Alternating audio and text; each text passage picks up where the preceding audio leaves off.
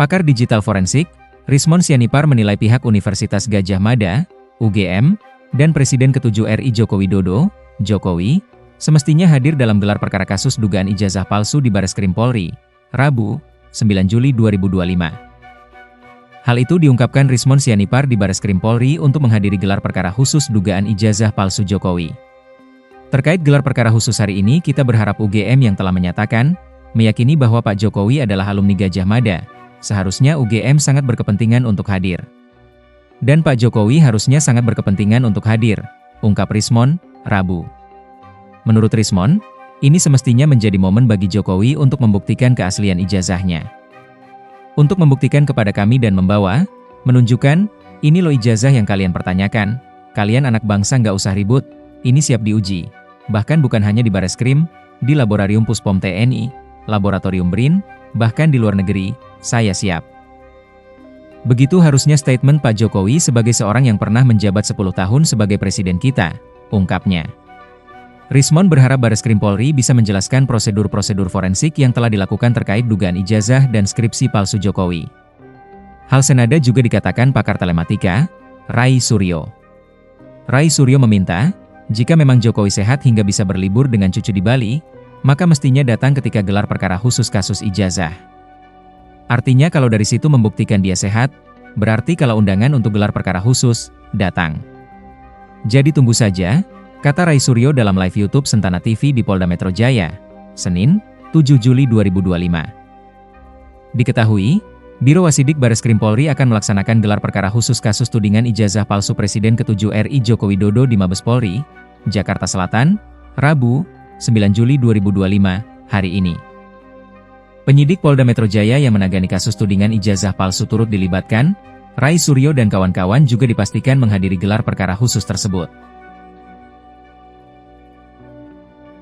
Di awal tahun 90-an, yaitu tahun 1992, dengan dirilisnya Windows 31 yang di dalamnya ada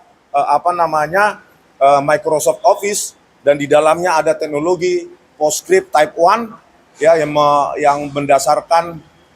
menggunakan algoritma Bezier untuk membentuk lengkungan yang sangat cantik dalam dalam karakter-karakter atau font-font dari Times New Roman gitu. Kemarin juga ada bukti yang dibawa atau dokumen yang dibawa nggak sih?